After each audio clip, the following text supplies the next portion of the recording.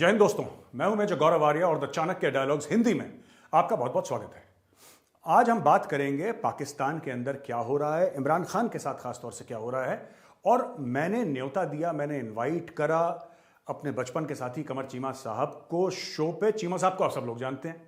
चीमा साहब Indian television पे लगभग रोज दिखाई देते हैं, इनका अपना यूट्यूब चैनल भी है और he is a very prominent face in India. जब हम जियो स्ट्रेटेजी की बात करते हैं, फॉरेन अफेयर्स की बात करते हैं, नेशनल सिक्योरिटी की बात करते हैं। चीमा साहब बहुत बहुत स्वागत है हमारी शो में आपका। जी थैंक यू मेरे साहब, बड़ी मेहरबानी, नवाजिश।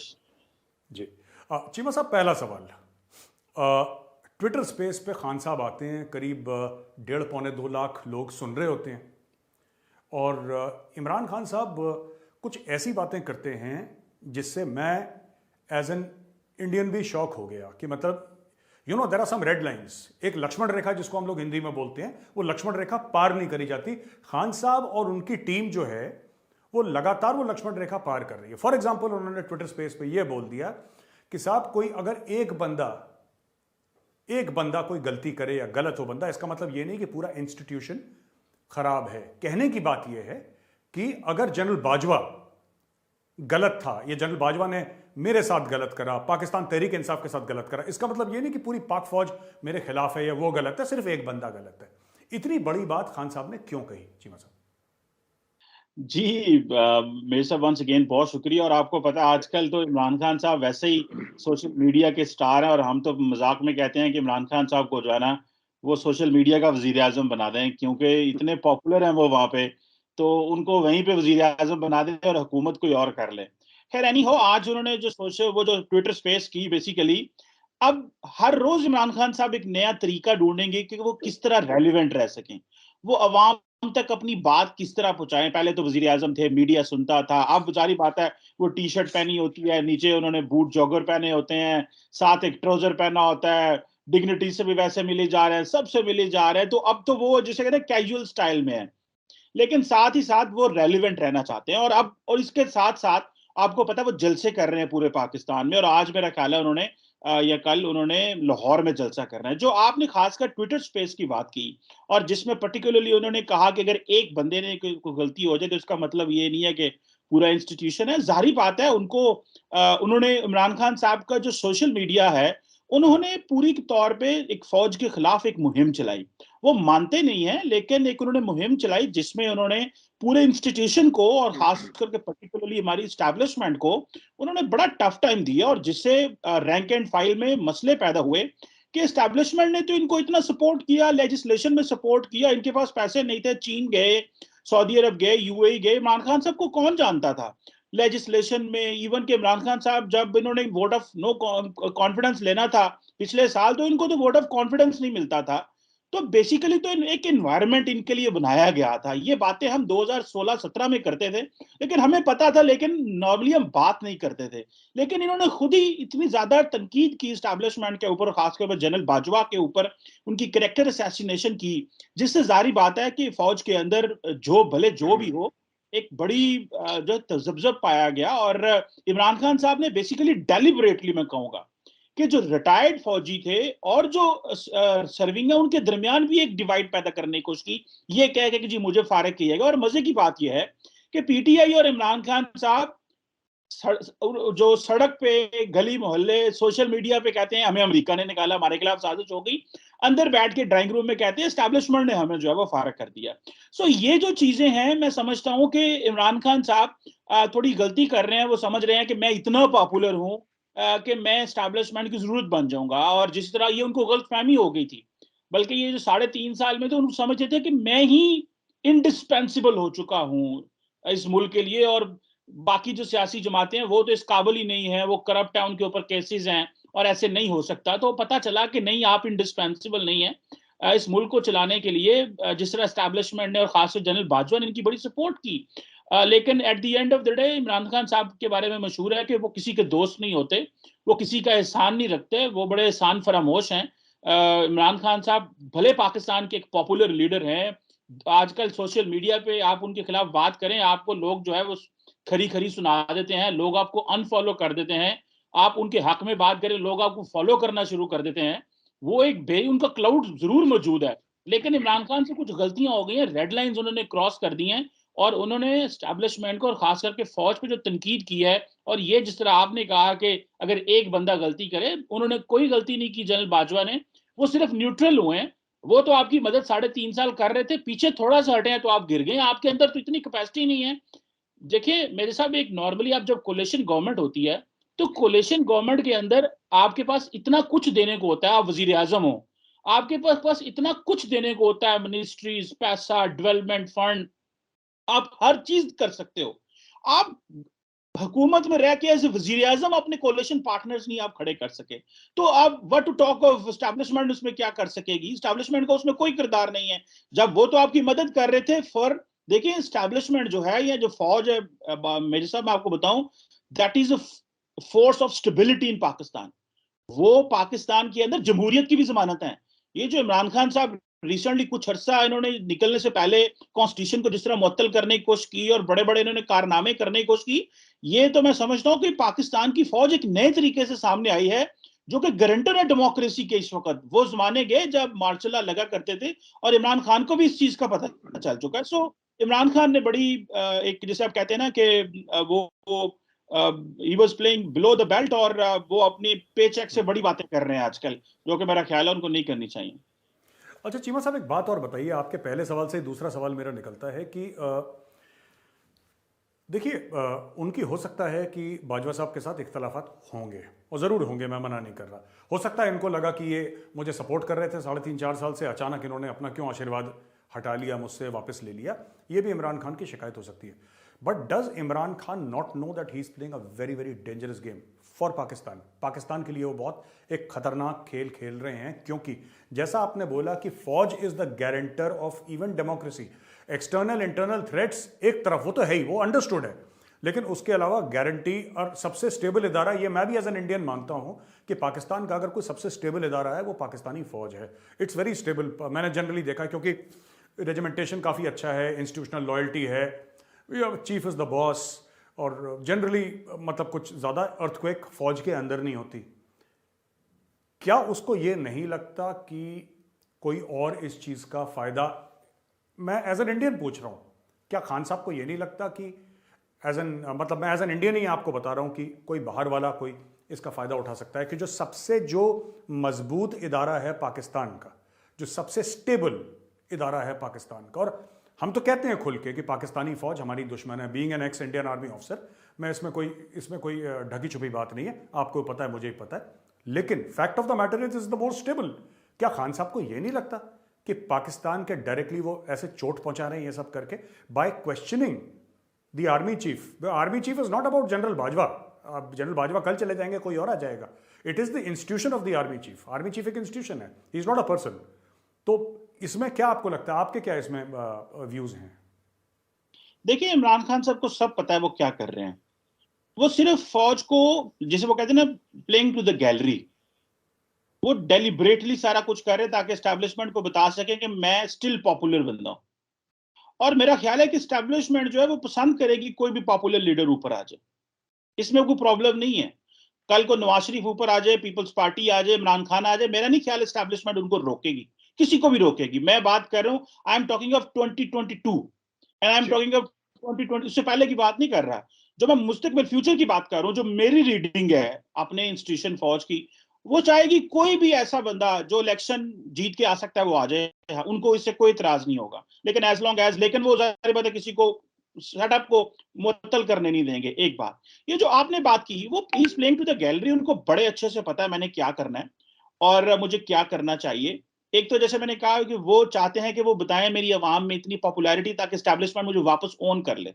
दूसरा ये है कि वो, उनको इस चीज का अंदाजा है कि वो क्या कर रहे हैं, और वो इस सारा कुछ करने के बाद वापस फिर उसी तनख्वाह पे काम करना चाहते हैं, जो कि मेरा ख्याल है थोड़ा मुमकिन नहीं होगा उनके लिए। उसकी वजह यह है कि इमरान खान साहब ने जो प्रॉब्लम उनके लिए है वो उनसा है, वो ये है कि उन्होंने सिर्फ जनरल बाजवा को या एस्टैब्लिशमेंट को नुकसान नहीं पहुंचाया, उन्होंने स्टेट को नुकसान पहुंचाया। और स्टेट को नुकसान पहुंचाना क्या होता है? जब आप सीधा सीधा पाकिस्तान के ताल्लुकात अमेरिका से खराब कर दें, इंटरनेशनल कम्युनिटी से खराब कर दें। आपने, ठीक है, आप जो भी करना चाह रहे थे आप करते रहें, लेकिन आप सीधा सीधा, आपको क्योंकि लगा है, आपने जो तशरीह करनी शुरू की जी, वो एम्बेसडर ने लेटर लिख दिया, अब अमेरिका पाकिस्तान के ताल्लुकात खराब कर दें, हमने क्या लेना क्या नहीं करना उनसे, उनका कहाँ कहाँ कंट्रोल है, IMF, Asian development bank, world bank, किधर FATF, किधर किधर उनका कंट्रोल है। इमरान खान ने समझा मैं जा रहा हूं तो सबको मैं लपेट दूं। मेरा ख्याल है इमरान खान साहब कुछ ऐसी गलतियां कर रहे हैं और ही is not a trustworthy person, लेकिन फिर भी अगर लोगों ने उनको सपोर्ट किया तो मेरा नहीं ख्याल उनको एस्टैब्लिशमेंट रोकेगी। वो सिर्फ और सिर्फ अपनी पिच बना रहे हैं, वो चाह रहे हैं कि मैं 2023 के लिए फिर एक एक्सेप्टेबल कैंडिडेट हूं। और जो है, और उनको जो सबसे बड़ा एडवांटेज शायद ये है कि जो एक रिटायर्ड जो सिविल जो मिलिट्री की जो लॉट है वो उनको सपोर्ट करती है। ये भी उनकी बहुत बड़ी गलतफहमी है। आप भले रिटायर्ड हो या सिविलियन हो, आपका जो बॉस होता है वो आर्मी चीफ ही होता है। और भले सारी रिटायर्ड फौज भी एक तरफ खड़ी हो जाए, जब जनरल बाजवा ने ये कह देना है कि आप पॉलिटिक्स में या इन चीजों में इंटरफेरेंस ना करें, तो वो रिटायर्ड भी मेरा ख्याल है जो है वो खड़े हो जाएंगे और उस तरह वो काम नहीं करेंगे कि जिससे वो रियासत को। और मजे की बात है कि अब तो जो रिटायर्ड फौजी थे पाकिस्तान के, उन्होंने इमरान खान साहब को बताना शुरू कर दिया कि आप खुदारा रियासत को टारगेट ना करें, आप गवर्नमेंट को टारगेट करें। आप थिन लाइन को नहीं समझ पा रहे, कहां रियासत कहां शुरू होती है और गवर्नमेंट कहां खत्म होती है। सो उनको पता है वो क्या कर रहे हैं और वो डेलिब्रेटली कर रहे हैं, और वो अवाम के अंदर वो मैसेजिंग कर रहे हैं। और ये जो पब्लिकली बोल रहे हैं कि एक बंदे की बात नहीं होती, वो भी उनको पता है कि मैं क्या कर रहा हूं। वो सिर्फ सिग्नलिंग, वो सिर्फ मैसेजिंग कर रहे हैं, और वो चाहते हैं कि उनको दोबारा कबूल कर लिया जाए। लेकिन जो मुझे लगता है उनकी जो बेसिकली उनको प्रॉब्लम ये है मेजर साहब कि इमरान खान की कैपेसिटी नहीं है। जो बाकी सियासी जमातें हैं उनकी कैपेसिटी है काम करने की, ब्यूरोक्रेसी को चलाने की, इंटरनेशनल पॉलिटिक्स में इंस्टीट्यूशन कैसे रन करना है, पार्लियामेंट को कैसे चलाना है। इमरान खान साहब किसी के साथ बैठ ही नहीं सकते। वो समझते हैं मैं अकेला ही हूं इस दुनिया में, और तो इस दुनिया में है कोई नहीं, मैं अकेला खेलूंगा इधर। तो वो उनको पार्लियामेंट रन करनी नहीं आती, उनको कुछ भी रन करना नहीं आया अनफॉर्चुनेटली। और मेरे जैसा बंदा, जो कि मैं तो इमरान खान का बड़ा फैन था, और 2018 में हम तो गीत गाते थे इमरान खान के, यार ये बंदा आएगा स्टेटस को तोड़ेगा, इसने तो हमें मोहब्बत करा दी दोबारा बाकी सियासी जमातों से, because of his failures, not because के दे आर गुड पीपल और वो बड़े जबरदस्त किस्म के स्टेट्समैन है। तो इमरान खान साहब जो है वो अपनी फैन फॉलोइंग जरूर रखते हैं, लेकिन एक आखिरी पॉइंट इसमें कहूंगा, वो इतनी फैन फॉलोइंग को ट्रांसलेट कर पाएंगे इलेक्टोरल मेजोरिटी में, ये भी एक बहुत बड़ा सवाल है। अच्छा चीमा साहब, इसके पहले कि मैं आपसे दूसरा सवाल पूछूं, मैं चाहता हूं कि हमारे व्यूअर्स एक बहुत छोटा सा वीडियो का क्लिप देखें जिनमें दो उनको मंजूरी नहीं थे। अच्छा ठीक है, बस let's not talk about okay okay. So basically you don't want case की ज्यादा, क्योंकि इससे रिलेशनशिप्स खराब हो सकते हैं। सही बात। वैसे रिलेशनशिप खराब है? खराब ना होता तो हुकूमत में होता। खराब है, कब से खराब हुए? बस कहते हैं ना, वक्त करता है परवरिश, बरसों हादसा एकदम नहीं होता। कितने बरसों हुए? तो बरसों तो बहुत पुरानी बात चली जाती है। ये कोई अक्टूबर की कहानी तो नहीं है? अक्टूबर महीने होंगे, महीने होंगे। इसको रिपेयर करने की कोशिश नहीं हुई? बहुत कोशिश हुई। चीमा साहब, आपने वीडियो क्लिप देखी, ये फवाद चौधरी साहब हैं आपके, he used to be the information minister. Fawad Chaudhry साहब ये कह रहे हैं कि साहब, तो इंटरव्यूअर ने पूछा एंकर ने कि साहब, सवाल उसने डाला तो उसने बोला कि अगर हमारी एस्टैब्लिशमेंट से बनती होती तो फिर हमारी हमारी अभी भी गवर्नमेंट रहती। अच्छा, फवाद चौधरी साहब ऑन रिकॉर्ड ये कह रहे हैं कि साहब जो हमारी अगर हमारी फौज से बनती तो हमारी सरकार अभी तक बनी रहती। वहां पे इमरान खान साहब कह रहे हैं कि अमेरिकन ने वो बैग भर भर के करोड़ों रुपए दे दिए और अमेरिकन ने साजिश कर दी।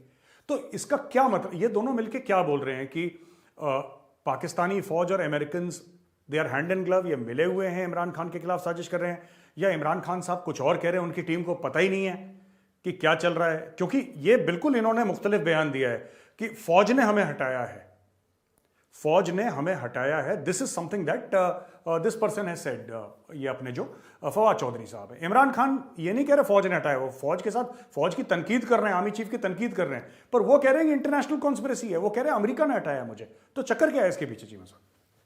देखिए, काफी अर्सा पहले ना लोग मुझे सहाफी, जो बड़े सीनियर सहाफी हैं, तो अच्छे दोस्त हैं, तो कभी वो बैठते तो बातें होती थी, वो मुझे कहते थे यार इमरान खान बड़े झूठ बोलता है। मैंने कहा नहीं यार, आप लोग जो है ना, आप वैसे सहाफी हो तो नफरत है आपको इमरान खान से, वो स्टेटस को का बंदा है, वो तोड़ रहा है, ये कर रहा है, वो कर रहा है। लेकिन अब क्योंकि थोड़ी सी मेरी भी समझ बूझ बढ़ गई, पढ़ना ही शुरू की, उनको बड़ा क्लोजली ऑब्जर्व किया, तो मुझे वाकई अंदाजा हो गया कि इमरान खान साहब बहुत झूठ बोलते हैं। और वो इसको कॉन्टिन्यूसली वो समझते हैं ये उनका ट्रेट है, क्योंकि इतनी जहालत है और इतनी मासूमियत मैं कहूंगा साथ में, और इतने लोग उनसे मोहब्बत करते हैं कि वो जो कहते हैं लोग वो मान जाते हैं।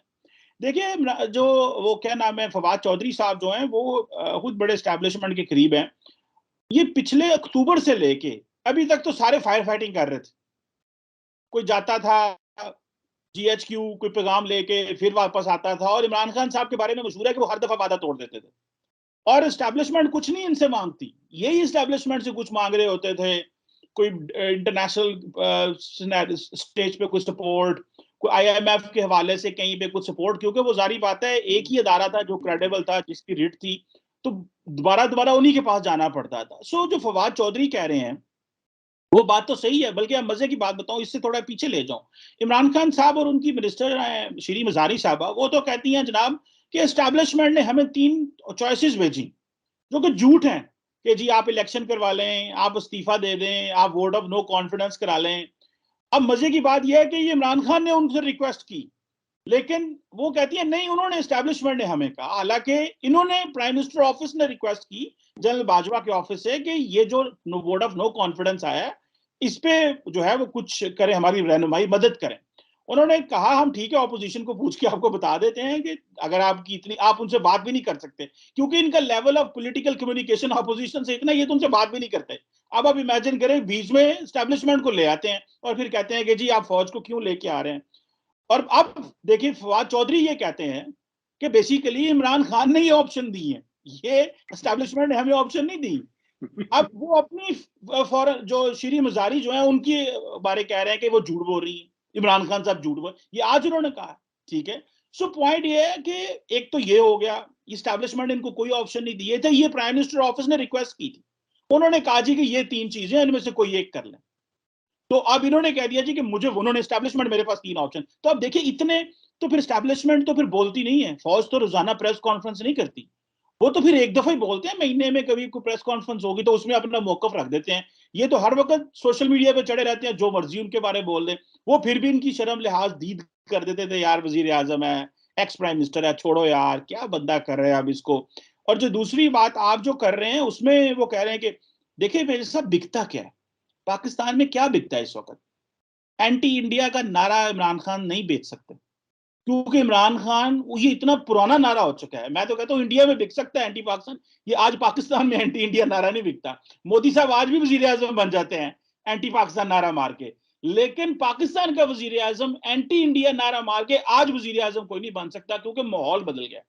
इमरान खान साहब ने तो वो मेजर साहब सियासत की है कि उन्होंने तो पकड़ के, जो जैसे कहते हैं ना, वो मजहबी जमातें जो पाकिस्तान की किया करती थी माजी में, कभी जाके सड़कों पे निकलना, अमेरिका के बारे में नारे मारने, फौज के बारे में, एस्टैब्लिशमेंट के बारे में नारेबाजी करनी, इमरान खान ने तो वो काम शुरू कर दिया, और उनको पता देखो यही अच्छा तरीका है। सो उन्होंने कहा ना फौज को कुछ कहो, ना इंडिया को कुछ कहो, नहीं चलेगा, ज्यादा बेहतर तो ये है कि आप अमेरिका के जो है ना वो पढ़ जाओ, और वही उन्होंने किया। सो ये एक सिंपल सी बात है, एक जिसे कहते हैं उनको एक अच्छा सेफ एग्जिट मिल गया अवाम में, कम से कम लेके जाने का। वो अवाम, उनको एक बहाना मिल गया, वो बता सकते हैं कि मुझे क्यों फारग किया गया। वो हमारे साबिक वजीर आजम थे, वो सवाल किया करते थे मुझे क्यों निकाला। तो ये इनके फॉलोअर कहते हैं कि इमरान खान ये बता के गया कि मुझे क्यों निकाला। तो ये जो है ना इस तरह की, वो सिर्फ इसको जिसे बोलते हैं ना स्ट्रेटेजिक कम्युनिकेशन, ये कम्युनिकेशन के किंग है इमरान खान साहब। तो नैरेटिव उन्होंने अपना बना लिया, और फवाद चौधरी साहब ने वो सारे उस गवारे से हवा निकाल दिया आज। अच्छा चीमा साहब, नेक्स्ट क्वेश्चन थोड़ा सा you know it can be a little controversial also. मुझे कई पाकिस्तानियों ने यह भी बताया है, जो मेरे दोस्त हैं, मेरी 4-5 से बात हुई, and they said that they believe, या इमरान खान बिलीव्स, ये भी चक्कर है ना कि वो या तो वो मानते हैं या इमरान खान मानते हैं, कि पाकिस्तानी फौज के 2 हिस्से हैं। एक हिस्सा जनरल बाजवा के लॉयल है, जो कि इमरान खान के खिलाफ है, और दूसरा हिस्सा जनरल फैज़ हमीद, जो पहले DGISI थे, जो इमरान खान के काफ़ी क्लोज माने जाते थे, जिसको इमरान खान कह रहा था कि हम इनको आगे तक चलाना चाहते हैं, फिर वो कंट्रोवर्सी हो गई। एक वो धड़ा है, और लोगों का ये कहना है कि जो जैसे इमरान खान ने पेशावर में इतनी बड़ी भीड़ आ गई, वहाँ पे इतनी बड़ी भीड़ आ गई, तो इट इज़ नॉट पॉसिबल कि जब तक वहाँ पे आपके जो, क्योंकि फैज़ हमीद साहब वहीं पे हैं, ही इज़ GOC इन पेशावर, तो बोला कोर कमांडर है वहाँ पे, तो अगर कोर कमांडर वो वहाँ पे नहीं हेल्प करते तो इतनी भीड़ नहीं आती। तो क्या सच्ची बात क्या है पाकिस्तान की, मुझे नहीं पता, पर मुझे पाकिस्तान से कॉन्ट्रडिक्टरी कन्फ्लिक्टिंग व्यूज आ रही हैं। एक कह रहे हैं नहीं पाकिस्तानी फौज यूनिफाइड है, सिंगल एंटिटी है, दूसरे लोग कह रहे हैं कि नहीं साहब इसमें तो एक फैक्शन बाजवा फैक्शन है, एक फैज हमीद फैक्शन है। सच्चाई क्या है जी मतलब? देखिए मेरे साहब, ये सारा देखिए सोशल मीडिया के कमाल है, और ये इमरान खान साहब के जो हायर्ड बॉट्स है ना, जिनको हम वो कीबोर्ड वॉरियर्स कहते हैं, ये सिर्फ उनकी गेम है। और कुछ सहाफी होंगे जो मिसगाइडेड मिसाइल होंगे, कोई इधर चल गया कोई उधर चल गया, कोई पता नहीं क्या कर रहे हैं। फौज में जो चेन ऑफ कमांड है ना मेजर साहब, वो बड़ी ज्यादा सोफिस्टिकेटेड। एक जो चेन ऑफ कमांड है पाकिस्तान फौज में, एक ही धड़ा है, और वो जनरल बाजवा का धड़ा है। That's it. वो जो अफगानिस्तान के वो जो बॉर्डर पे खड़ा है, और उधर से एलओसी के ऊपर जो एक बंदा खड़ा है, और जो कहीं और खड़ा हुआ है, जो सियाचिन में खड़ा हुआ है, वो सब उधर ही देखते हैं जिधर जनरल बाजवा देखेगा। ये बातें बड़ी अजीब सी हैं कि जी फैज हमीद को कौन लेके आया भाई? आर्मी चीफ ही अपॉइंट करेगा ना। चलो डीजी आईएसआई थे, तब तो वजीर आजम की थी, लेकिन उसके अलावा कौन है? फैज हमीद हो, आपको पता है, देखें सिंपल सा फौज का एक फॉर्मूला, आप भी फौजी हैं। जिस दिन आर्मी चीफ नहीं ना चाहते कि एक जनरल ऑफिस ना आए, तो वो सिंपली पैगाम भेजते हैं उनको, कहीं सुबह ऑफिस ना आए, और कुछ नहीं कहना पड़ता उनको। रूटीन सी बात है, ये चेन ऑफ कमांड होती है। और आपने मेरे साथ देखा, हमने पिछले 15-17 साल अफगानिस्तान के ये दहशतगर्दी की जंग लड़ी, एक सिंगल इंसिडेंट नहीं है, एक सिंगल इंसिडेंट जहां पे कोई किसी ने किसी के ऊपर गोली चलाई हो, या कहीं पे आपने सुना हो कि जी एक फौजी ने दूसरे जो प्लेटून पे कुछ कर दिया हो, या ये कहा गया हो जी कि ऑफिसर कहीं ज्यादा शहीद हो रहे हैं कि जवान ज्यादा शहीद हो रहे हैं।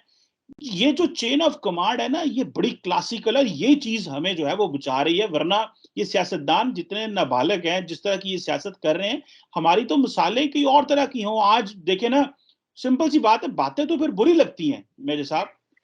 वो हमारे बारे में मशहूर था कि जी अगर अमेरिकन सेक्रेटरी ऑफ स्टेट आ रहा है, तो वो इस्लामाबाद उतरेगा, वो पहले जीएचक्यू जाता है, वो बाद में इस्लामाबाद आता है।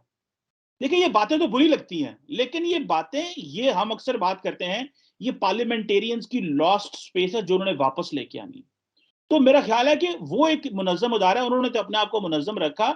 ऐसी कोई बात नहीं है कि फैज हमीद का फैक्शन है या कोई और फैक्शन है। कल को ये माजी में भी ये कहते रहे, ये पहली दफा ये बातें नहीं हुई, क्योंकि डीजीआईएसआई नॉर्मली, क्योंकि वो कई दफा वो पोलिटिसाइज भी हो जाते हैं, और फॉर्मर डीजीआईएसआई बहुत ज्यादा पोलिटिसाइज हो गए थे। जब आई थिंक ये डीजी काउंटर टेररिज्म थे, उससे पहले फैजाबाद धरना हुआ, तो तब से वो is into the headlines and वो सारा वो चला, हालांकि वो नहीं होना चाहिए था। यही वजह है कि मेरा ख्याल है जो नए डीजीआईएसआई हैं, आप उनकी शक्ल भी नहीं देखेंगे कहीं भी, वो मीडिया पे नहीं आते, उनकी तस्वीर नहीं आती, बिकॉज वो जो ऑफिस था वो बहुत ज्यादा शायद खबरों में रहता था। तो अभी थोड़ा सा जैसे माजी में डीजीआईएसपीआर का ऑफिस बहुत ज्यादा खबरों में रहता था, वो भी क्योंकि नई नई चीजें थी तो समझ नहीं आ रही थी कि ये किस तरह है। तो अभी देखिए डीजीआईएसपीआर का ऑफिस बड़ा रेयर खबर देता है, जितनी जरूरत हो, जब जरूरत हो। जनरल बाबर साहब जो हैं वो बड़े कम बोलते हैं, जब प्रेस कॉन्फ्रेंस हो, कोई पर्सनल सोशल मीडिया हैंडल नहीं है, कोई कुछ नहीं है, सिर्फ स्टेटमेंट देते हैं और बात खत्म करके वापस चले जाते हैं। इसी तरह डीजीआईएसआई का ऑफिस है, और मुझे लग रहा है कि जो आइंदा आर्मी चीफ का ऑफिस होगा वो भी इसी तरह का ही होगा। वो इस तरह, जिस तरह जनरल बाजवा का ज्यादा हो गया कि एक्सटेंशन होगी शायद, वो क्योंकि इमरान खान साहब और हालात इस वक्त उस तरह के थे, खैर वो एक और चीज थी, उसको तो पार्लियामेंट ने एक्सटेंशन दी, वो सारा कुछ हुआ। लेकिन मुझे ऐसा लगता है, मुझे एक मेरा व्यू है कि शायद आइंदा जो है वो आर्मी चीफ भी है, वो उनका ऑफिस भी इस तरह वो नहीं करेंगे जिस तरह ये पॉलिटिशियंस ड्रैग कर लेते हैं उन्हें। पॉलिटिशियंस ड्रैग कर लेते हैं, जैसे इमरान खान साहब 24 घंटे ड्रैग करेंगे, और vote of no confidence opposition parties ने जमा कराया है, जा रहे हैं जीएचक्यू के हमारी रहनुमाई फरमाएं, हमें कोई रिलीफ लेके दे। अब ये जब इस तरह की चीजें आती हैं तो फिर उनको भी इंटरवीन करना पड़ता है, क्योंकि ये जिस तरह अगर आपको याद हो कि जिस रात सुप्रीम कोर्ट ने बाय फोर्स कहा कि फलां डे को कराएं वोट ऑफ वोटिंग कराएं, इन्होंने रात 10:30 तक नहीं कराई, और इनका दिल था कि मैं सुप्रीम कोर्ट को जो है ना पढ़ जाऊं फिर। तो वो सुप्रीम कोर्ट ने रात को 12 बजे सुप्रीम कोर्ट लगा ली, हाई कोर्ट लग गई, और फिर इनको समझ आई कि भाई मेरी ये जो एज ए डेमोक्रेट होके बैठा हूं, ये नहीं चलेगा, मुझे ये फारिग कर देंगे जजेस। तो ये डर गए, उनको फिर मैसेजिंग और तरफ से भी बड़ी आई, और जो फिर हुआ, तो इन्होंने, इमरान खान साहब ने बड़ा गंद किया है अपनी नाबालगी में, और इनको लेके आना और ये सारा करना, ये बहुत नुकसान हुआ है पाकिस्तान का। मेरा ख्याल है आइंदा इस तरह की पॉलिटिसाइजेशन अदारे की होनी भी नहीं चाहिए। हमारा जो फौज है पाकिस्तान है, वो इंतहाई प्रोफेशनल है। वो जैसे मैंने कहा कि वो गारंटर है डेमोक्रेसी के और इंस्टीट्यूशन के, और इवन के इस वक्त की पोजीशन है कि कॉन्स्टिट्यूशन के भी गारंटर हैं। वो माजी की बातें गई जब वो आते थे कॉन्स्टिट्यूशन को, पंजाबी कहते फ्लेट भी उड़ देता, चल तू इधर, जजेस को कहा चलो एंड तुम्हें नए तरीके से हलफ लो, ये करो। वो चीजें बदल गई हैं। अब वो इनको कहते हैं लीड लो, क्योंकि हमें इकोनॉमिक सिक्योरिटी पे काम करना है, हमें नेशनल कोहेजन पे काम करना है। ये बहुत सारी चीजें हैं।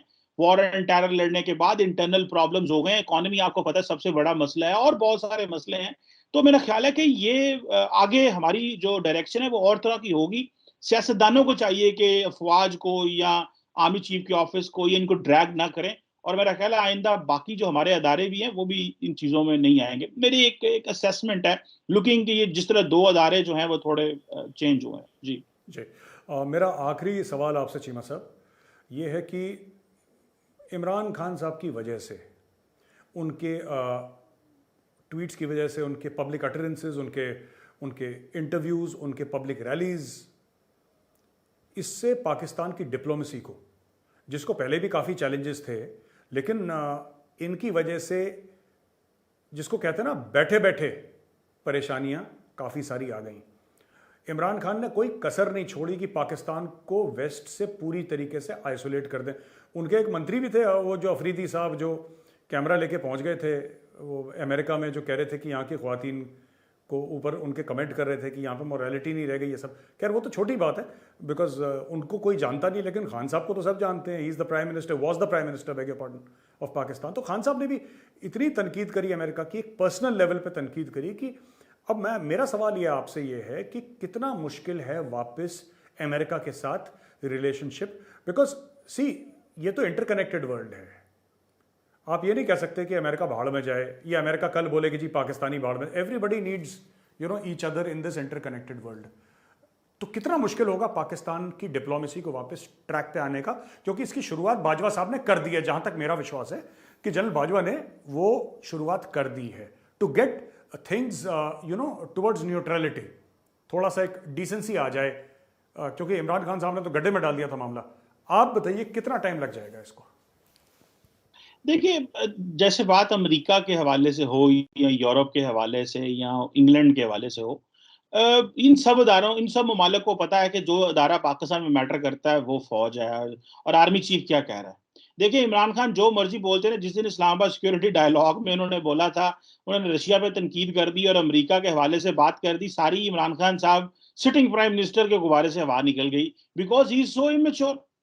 क्योंकि उनको पता है जो अदारा मैटर करता है, जो चीजों को मैनेज कर रहा है, वो तो ठीक है, हमें जिससे जो स्टेट की जरूरियात को समझता है। अब मुझे ऐसे लगता है कि हमारे तो वैसी प्रॉब्लम थे, अमेरिका के साथ बढ़ गए थे पिछले साल अगस्त से। उसकी वजह यह है कि जैसे अमेरिका का एग्जिट हुआ, अमेरिका ने पाकिस्तान के साथ डिसएंगेजमेंट कर दी, ताल्लुकात इन्होंने कम कर दिए। इमरान खान साहब ने उस दौर में, पिछले टेन्योर में, ट्रंप के ऊपर इन्वेस्टमेंट कर दी, और हमारी जो पता ये चला कि इमरान खान साहब कोशिश कर रहे थे कि ट्रंप वापस आए, और बाइडेन एडमिनिस्ट्रेशन को इस चीज का बड़े अच्छे से पता कि यार ये देखो, इनका एम्बेसी मतलब वॉशिंगटन में बैठ के ये अपने है ना इधर कारस्तानियां चमका रहे हैं, जिसको मेरा ख्याल है बाइडेन एडमिनिस्ट्रेशन नापसंद किया बड़ा। हालांकि कर कुछ नहीं सकता पाकिस्तान, लेकिन एक जेस्चर होता है, एक तरीकाकार होता है, एक अप्रोच करने का तरीका होता है। वो भी उनको शायद ये था कि मैं ट्रंप से मुलाकात कर ली है तो मेरे अगला टाइम भी ट्रंप के साथ ही गुजर जाए, बाइडेन के साथ जो है वो हमारा मुश्किलात होंगी। बाइडेन 2 दफा वाइस प्रेसिडेंट रहा है, तो वो हमें ज्यादा अच्छे से जानता है, मुझे नया रिपेयर करने में मुश्किल होगी। लेकिन मेरा ख्याल है कि अमेरिका ने डिसाइड कर लिया कि पाकिस्तान के ताल्लुक, जो उन्होंने डिसएंगेजमेंट का फैसला कर लिया, ताल्लुकात को वो बड़ा लोअर लेवल पे ले गए हैं, और वो समझते हैं कि अफगानिस्तान वो रहा नहीं, सिक्योरिटी कोऑपरेशन उनसे करना है। वो फौज से, पेंटागन, जीएचक्यू के ताल्लुकात बड़े अच्छे हैं। सिविलियन गवर्नमेंट आपको पता ही है, वैसी पॉलिटिक्स करते रहते हैं। हाँ, अभी जो कोलिशन गवर्नमेंट आई है, इसमें अगर बिलावल भुट्टो फॉरेन मिनिस्टर आते हैं तो ही हैज द कैपेसिटी। ये जो पीपल्स पार्टी है, मेरे साहब, ये मैं बात बताऊं आपको, इनके पास इनकी वजह से कहते हैं ना, टोपी के अंदर कोई ना कुछ चीज होती है, ये कुछ ना कुछ गेम कर जाते हैं। ये अगर कुछ कर नहीं सकते तो अगले को मुश्किल में डाल देते हैं कि वो कुछ करे, अब उसको अंदर हलचल मचा देते हैं। अगर आपको याद हो कि जब ये प्राइम मिनिस्टर या प्रेसिडेंट थे तो 2 दफा इंडिया आ गए, बिलावल को भेज दिया, श्राइन डिप्लोमेसी कर ली, मनमोहन सिंह को लंच पर बुलाना पड़ गया, तो इस तरह की चीजें, तो ये इन चीजों के बड़े एक्सपर्ट हैं, ये बिलावल के जो फादर है जरदारी साहब। सो मेरा ख्याल है कि ये वो चीजें रिपेयर कर सकते हैं जो इमरान खान ने डैमेज किया है। शायद फौज को भी इस चीज में मदद मिलेगी, इनके ताल्लुकात अगर रिपेयर करने में, अगर बिलावल भुट्टो फॉरेन मिनिस्टर आते हैं, वो हिना रबानी खैर भी सही है। सो ओवरऑल हमारे वेस्ट से ताल्लुकात खराब हो गए, इस्लामोफोबिया की अननेसेसरी डिबेट शुरू कर ली, हम जो है वो सारा टाइम दुनिया को कहीं कहीं को वाक्य हो जाता है, हमारी तरफ से स्टेटमेंट शुरू हो जाती हैं, वो उधर क्यों हो रहा है, इस्लाम को उधर खतरा हो गया, इस्लाम को उधर खतरा हो गया। इंग्लैंड वालों के साथ मामलात हमारे वैसे गैर जरूरी खराब हो गए, मेरा ख्याल है वो जाना चाहते थे, रशिया की वजह से तो जो चीजें खराब हुई। सो मेरा ख्याल है वो बाजवा साहब ने जो इस्लामाबाद सिक्योरिटी डायलॉग में थोड़ी चीजें स्ट्रेट लाइन कर दी थी, उससे बहुत फर्क पड़ा था। इमरान खान साहब चले गए हैं, अब चीजें रिपेयर हो सकती हैं, लेकिन एक बहुत बड़ा क्वेश्चन है, that is the question of capacity. कितनी कैपेसिटी है हमारे अंदर in terms of economic engagement, in terms of public diplomacy, in terms of people to people contact। और असल में तो जो बात है कि आज के दौर में जो एक जिसे कहते हैं ना कि इंगेज करना हो, तो हमें किन लाइंस पे इंगेज करना है और हमारे स्टेट के अंदर कितनी कैपेसिटी है, फिर चाइना फैक्टर भी है। लेकिन चीजें रिपेयर हो सकती हैं अगर इमरान खान साहब ने फॉरेन पॉलिसी भी अपने डोमेस्टिक पर्पसेस के लिए इस्तेमाल जो करते रहे। अब शायद वो मेरा ख्याल है नहीं होगा, तो कुछ ना कुछ फर्क पड़ेगा और बेहतर होंगी चीजें। Thank you very much Cheema साहब, बहुत बहुत धन्यवाद आपका, आपने हमें ज्वाइन करा और आपने बिल्कुल जिसको कहते हैं कि you put things in the correct perspective, और आपका बहुत बहुत धन्यवाद, आपने हमारे लिए समय निकाला। दोस्तों, कमर चीमा साहब के साथ हमने काफ़ी सारी चीज़ें डिस्कस करी और बहुत ही जल्द हम एक नए एपिसोड के साथ आपके लिए हाजिर होंगे। हमारे चैनल को लाइक करिए, सब्सक्राइब करिए और बेल आइकन दबाना बिल्कुल मत भूलिएगा। जय हिंद।